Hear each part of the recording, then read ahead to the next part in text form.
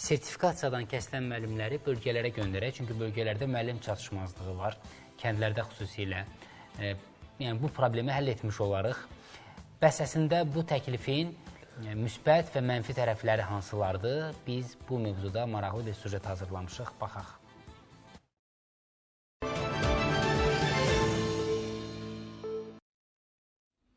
Son günlərdə kütləvi informasiya vasitələrində sertifikasiyadan keçə bilməyən müəllimlərin rayonlara göndərilməsi və orada dərs deməsi ilə bağlı təkliflər yer alıb. Bugün əgər biz kənd məktəblərini ikinci, yəni belə deyək, dərəcəli məktəb sayırıqsa və belə deyək, cərimə batalyonu kimi sertifikasiyadan kəsilən yoldaşları oraya göndərmə fikrinə düşürsə, bu ancaq təəssüf doğurur. Bəs sertifikasiyadan keçə bilməyən müəllimin rayonlarda pedaqoji fəaliyyətə cəlb olunması düzgündürmü?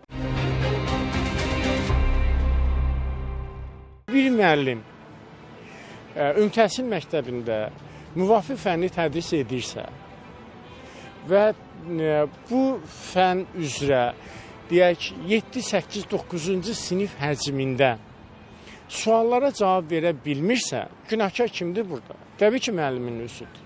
Biz yaxşı müəllim şəhər məktəbində dərs etsin, pis müəllim kənd məktəbində dərs etsin, yanaşmasını təbii ki, sərgiləməməliyik. Ekspert Rizvan Fikrətoğlu isə hesab edir ki, müəllimin sertifikasiya prosesindəki nəticəsi onun bacarıqlarının göstəricisi deyil. Bir müəllim 50 bal toplayırsa, o topladığı balın həcmində qarşıdakı şagirdlərə həmin bilgi götürə bilirmi? Mən sizə əmin edirəm ki, sertifikasiyadan keçməyən müəllimlər var ki, 50 bal yığan müəllimlərdən daha savadlı və daha potensialdır. Bizim hazırki sertifikasiya müəllimin əzbərçiliyini daha çox yoxlayır. Müəllimin praktiki bacarıqları yoxlanılmır.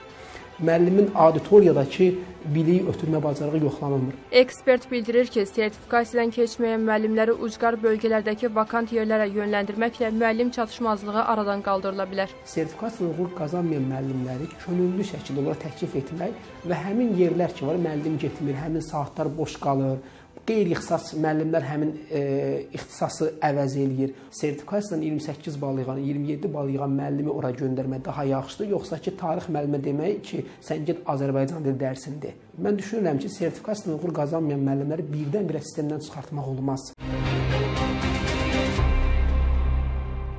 Bəs sertifikasiyadan keçə bilməyən müəllimlərin rayonlara göndərilməsi bu prosesə necə təsir edə bilər? Həmin müəllimlərə də bir növ arxayınlaşma gətirib çıxaracaq ki, biz sertifikasiya prosesindən keçə bilməsək belə, artıq dövlət tərəfindən biz müvafiq işlə təmin olunacağıq. Yəni, bu bir növ arxayınlığa və yenə də qarşıya qoyulan məqsədə, hədəfə çatmamaq anlamına gətirib çıxaracaq. Yəni, məncə yox, o arxayınlığa yox, daha da onu məsuliyyətə gətirib çıxara bilər ki, bax, məsələn, sən Şamaxıdan Goranbaya getmirsən 6 saat dərs üçün.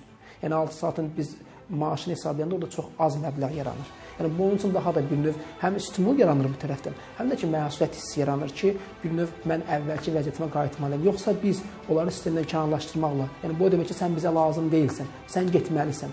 Bu daha pisdir. Qeyd edək ki, sertifikasiyadan keçə bilməyənlər müəllimlərin işə qəbulu imtahanında iştirak edərək yenidən müəllim olmaq şansı qazana bilərlər.